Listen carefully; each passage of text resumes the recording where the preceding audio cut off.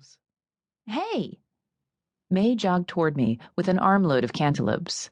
She dumped them unceremoniously into the cart, without regard for what might be crushed in the process. Did you know there are pixies in the produce section? Yes, and so did you. I tapped my temple. No one's ever quite figured out what makes fetches appear, but when they do, they come equipped with all the memories of the person they mirror. They're death omens. Once a fetch with your face shows up, your days are supposed to be numbered.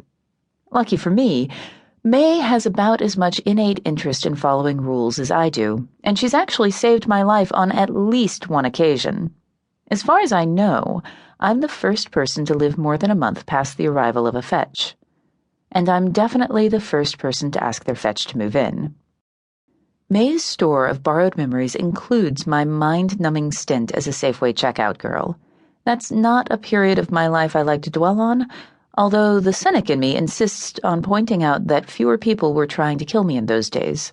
And yet, without all those attempts on my life, I wouldn't have needed a fetch, and I'd have missed out on May's excellent vegetarian lasagna. There's a bright side to everything. May pouted, yet another expression never worn by my face until the universe decided to make a copy of it.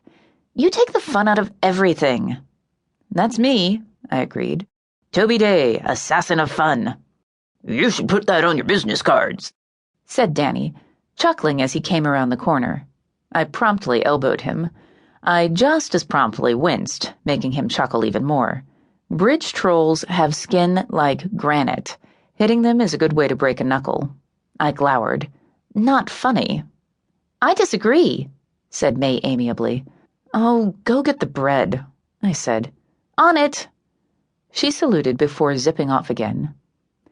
Danny gave me a sidelong look. You okay? You seem tense. It's the store. I shook my head. I know this is the best place to get groceries, but there's a reason I mostly live on things that come from drive-through windows. Maybe that's why you got a fetch. She's the nutrition fairy, here to punish you for all those double cheeseburgers. Well, that explains why she keeps trying to make me eat salad. I started dropping boxes of Pop-Tarts into the cart. Danny rolled his eyes and moved pointedly toward the granola bars. I wasn't always a connoisseur of fast food hamburgers and microwave burritos. I've never been a very good cook. My ex-fiancé once compared my meatloaf to roadkill, but I used to make more of an effort.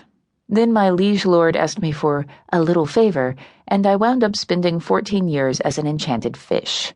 It was difficult to work up any enthusiasm about learning to make a casserole after that. Curses and contradictions are the story of a changeling's life. Mine, maybe more than most. Changelings aren't stolen human children. We're crossbreeds, born to both worlds, belonging fully to neither. My mother was Fae. My father, well, wasn't.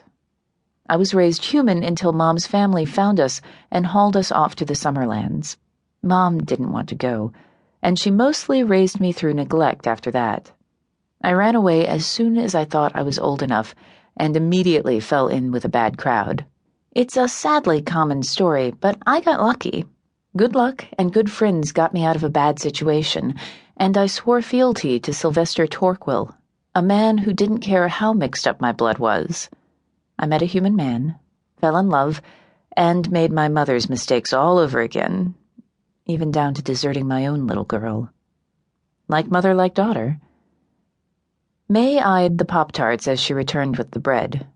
Do we really need those? They're part of a balanced breakfast. In what reality? Mine. I grabbed another box of Pop-Tarts. Danny, we got everything? We do, he said, and lifted the 3 industrial-sized bags of cat litter from the floor, hoisting them with ease. Let's get out of here. That assumes we can get somebody to ring us up. I started pushing the cart forward. We could be reduced to shoplifting if my former co-workers stay in hiding. That's our girl. Danny patted my shoulder with one huge hand, nearly knocking me off my feet. Making friends wherever she goes. Something like that, I muttered. May can be as susceptible to colorful displays as any 6-year-old. She tossed 5 candy bars into the cart while we waited in the checkout lane.